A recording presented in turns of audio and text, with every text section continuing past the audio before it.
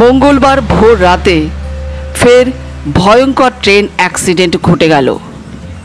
মঙ্গলবার ভোর 4:45 নাগাদ ঝাড়খণ্ডের চক্রধরপুরের কাছে হাওড়া সিএসএমটি এক্সপ্রেস দুর্ঘটনার কবলে পড়ে। রেল সূত্রের খবর, এই ঘটনায় ওই এক্সপ্রেস ট্রেনের মোট 18টি কামরা লাইনচ্যুত হয়েছে।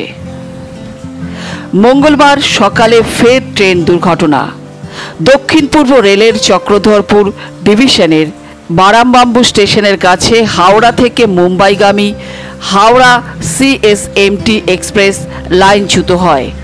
এই ঘটনার প্রভাব পড়ল ট্রেন চলাচলের ওপর। ওই লাইনে যাতায়াতকারী একাধিক এক্সপ্রেস ট্রেন বাতিল করা হয়েছে।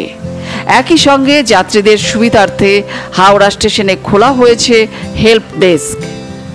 এই ঘটনায় এক্সপ্রেস ট্রেনের মোট 18টি কামরা লাইনচ্যুত হয়েছে, যার মধ্যে 16টি কামরাই যাত্রীবাহী।